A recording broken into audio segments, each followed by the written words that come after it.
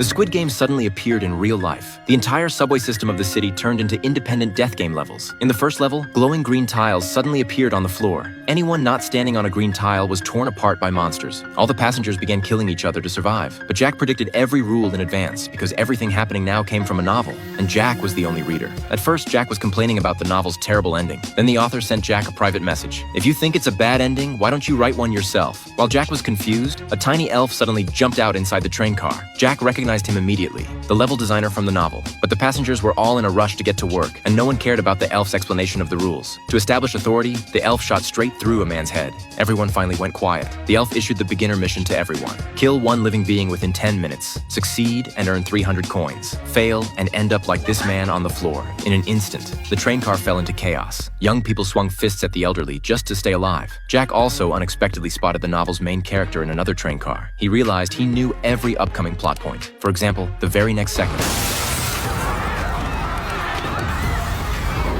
everyone fell as the train crashed, but Jack had already figured out how to clear the mission. The rule only said living being. It never said it had to be a human. He immediately crushed an ant. As the announcement of the first successful player echoed, Jack thought he could save everyone. But time was almost up. Passengers started violently fighting over the ant containers. One student was even beating an old man. Jack tried to trade his ant to save the old man, but the student slapped it out of his hand. This guy was just using the game as an excuse to unleash his cruelty. He turned his attacks toward Jack, but Jack, having finished the entire novel, opened the player shop. He invested all 300 coins into muscle strength. In the next moment,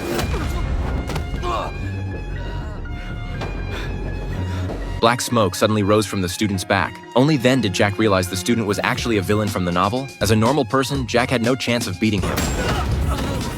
Luckily, a test tube full of ant eggs rolled over. Jack crushed it with all his strength. He instantly earned tens of thousands of game coins. Then, while boosting all his stats, he easily dodged every attack.